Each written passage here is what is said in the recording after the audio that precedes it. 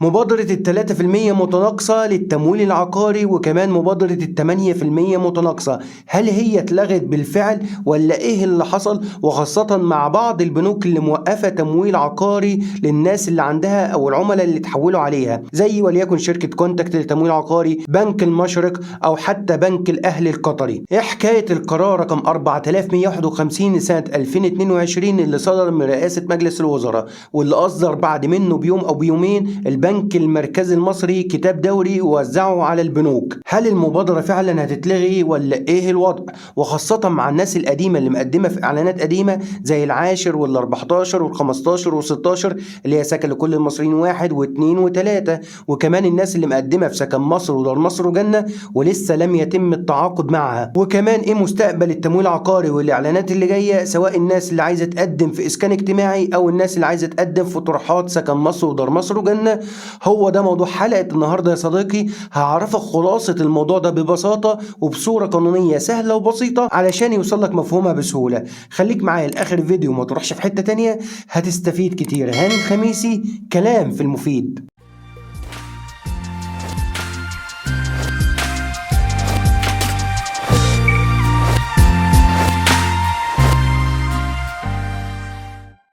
السلام عليكم أصدقائي وأحبابي ومتابعي كلام في المفيد، أهلا ومرحبا بكم ومعاكم في حلقة جديدة وسلسلة حلقات الإسكان الحكومي والتمويل العقاري. حلقتنا النهاردة بإذن الله هنفند فيها قرار رئاسة مجلس الوزراء اللي يخص مبادرات التمويل العقاري وثلاث مبادرات تانية في الدولة اللي هي بتستفيد بعائد منخفض أو بفوائد بسيطة. البنوك بتمول بفوائد بسيطة وبعدين تاخد تعويض عن الفوائد دي من البنك المركزي المصري. فإيه اللي حصل بالظبط يا صديقي؟ ايه اللي حصل بقى؟ ان رئاسة مجلس الوزراء اجتمعت واصدرت القرار رقم 4151 لسنة 2022. الكلام ده كان يوم 19/11 اللي فات. ده بيتكلم عن ايه القرار ده؟ القرار ببساطة بيتكلم عن شوية تعديلات حصلت في نظام مبادرات التمويل العقاري ومبادرات تانية. ايه المبادرات دي كلها؟ المبادرات دي اللي الدولة عاملاها عشان تنشط بيها حاجة معينة، زي مثلا الاسكان والتمويل العقاري في البلد، وكمان تنشط السياحة، وكمان تنشط الري وطرق الري الحديثة. وطبعا ما ننساش مبادرة إحلال السيارات اللي شغالة حاليا واللي استفاد منها ناس كتيرة جدا. ولكن احنا هنركز الكلام هنا عن مبادرة التمويل العقاري 3% متناقصة و8% متناقصة. البنك المركزي المصري اللي بيرأس كل البنوك واللي بيحط لهم القواعد العامة يمشوا عليها، هو اللي كان مسؤول عن المبادرات دي كلها، وكان هو اللي بيحط التعليمات وهو اللي بيدفع الفلوس التعويضات للبنوك لما البنك مثلا بيديك بفايدة 8% متناقصة أو بفايدة 3% متناقصة. لأن أصلا الفوائد دي لو أنت بعدت عن المبادرات دي هتدفع مبالغ كبيرة جدا لو حبيت تاخد شقة بنظام التمويل العقاري أو حتى شقة قسط بقرض عادي من البنك، لأن سعر الفوائد أو العوائد في السوق أعلى بكتير من سعر المبادرات. وطبعا المبادرات دي عاملاها الدولة عشان تنشط مثلا قطاع التمويل العقاري، يبقى في حركة على التمويل العقاري والتسجيلات والبيع والشراء، ويبقى في سلاسة في التعامل. ودي فكرة مبادرات التمويل العقاري واللي كان بيحصل فيها والجهة المسؤولة عنها. في أي بنك كنت بتروح تاخد منه شقة بيديك الشقة بفايدة قليلة، سواء 3% أو 8%، هما الاتنين مدعومين. والبنك المركزي المصري كان بيدفع الفرق بين سعر الفايدة دي اللي هو بيديك بيها البنك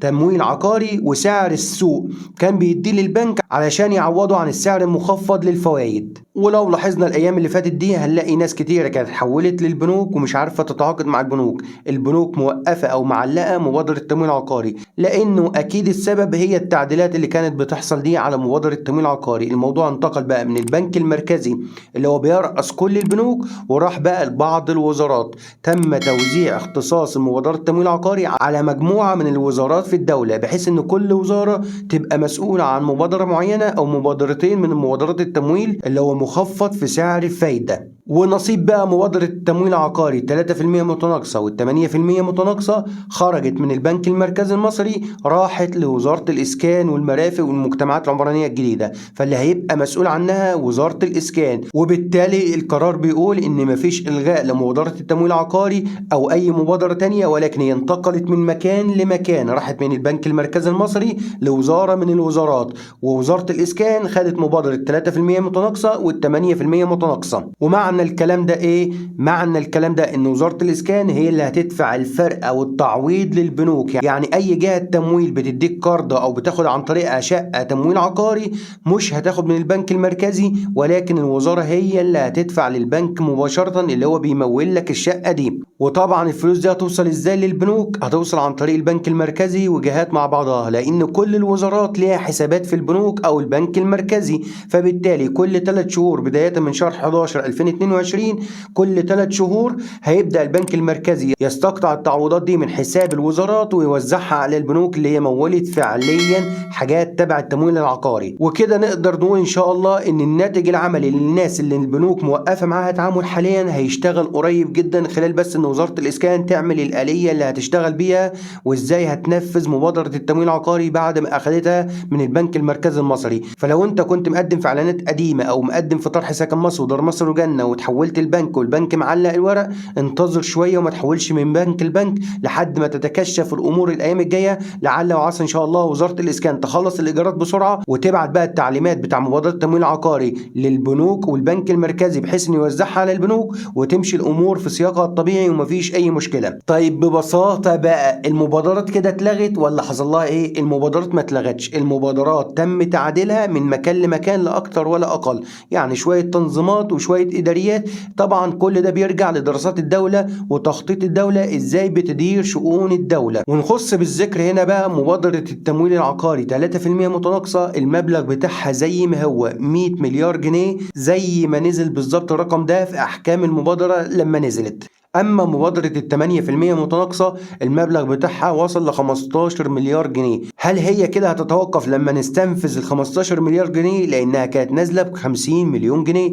هيحصل إيه في الوقت ده؟ طبعا لسه مفيش معلومات رسمية عن الموضوع ده، ولكن القرار نفسه بيدي فرصة إن يتم تعديل المبادرات أو إدخال عليها أي تعديلات، بس بعد الرجوع لمجلس الوزراء وترتيب الأمر فيما بينهم كوزارات ومؤسسات في الدولة. وبس كده يا صديقي، دي كانت الإفادة اللي أنا عايز أوصلها لك النهاردة وأطمنك إن مبادرات التمويل العقاري لسه شغالة وما زالت شغالة، بس هي راحت من جهة لجهة أو مؤسسة في الدولة لمؤسسة تانية، وده أكيد السبب اللي كان معطل الناس إنها تتعاقد في البنوك. وإن شاء الله وزارة الإسكان والمرافق هتبعت بقى التعليمات بتاعتها للبنك المركزي والبنك المركزي يحولها للبنوك وتمشي الأمور إن شاء الله، وتبدأ الناس تستكمل الأوراق بتاعتها وتتعاقد مع البنوك، وكل بنك من البنوك ياخد الحصة بتاعته أو التعويض بتاعه اللي ممكن يكون بسببه كان موقف الورق او الليميت اللي كان شغال عليه. اتمنى اكون قدمت لكم افاده بخصوص الموضوع ده، وتابعوني باستمرار لان مكمل معاكم شروحات ان شاء الله كل ما يخص التمويل العقاري